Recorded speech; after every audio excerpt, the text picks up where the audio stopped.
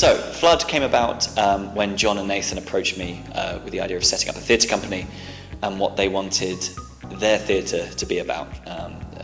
They gave me a list of topics to cover, and we talked about what their intentions were with the play, and then I sort of went off for a month to a small town called Tenbury Wells, which is a small town that flooded a few years ago, and that really interested me because here is a place where the government deems it not worthy of flood defence. The population is so small that it's not worthy of flood control.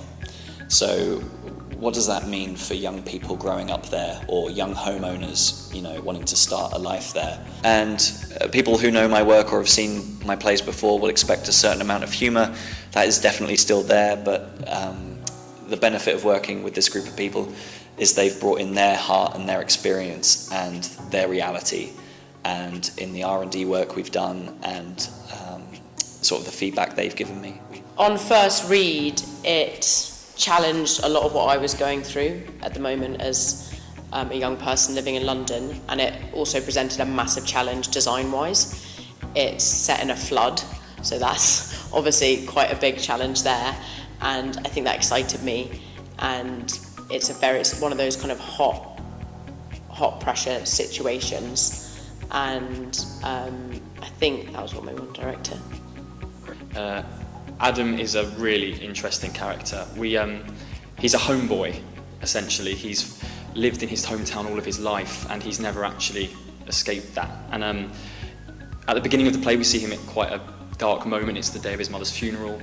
His dependency on alcohol has reached quite a worrying level, and that's something that he faces quite a lot of hardships with in the play. And it's not until his sister and his friends come back for this one day that we really see the effects that them having left him has had on him.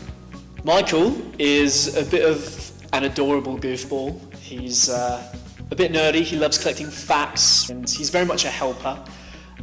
He's in the play very torn between his allegiances between his best mate Adam, who he's known since they were young, went through high school together, and also his girlfriend Jess, who's also Adam's sister. So you've kind of got this weird triangle. And it's a bit awkward because you're dating your best mate's sister. Jess is the sister of Adam, so we're brother and sister, and the play opens on our mother's funeral, quite grim, but all sorts of things happen.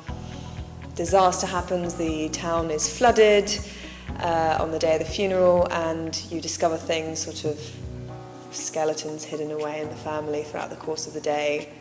The funeral goes a bit wrong. Yeah, I don't want to say too much really.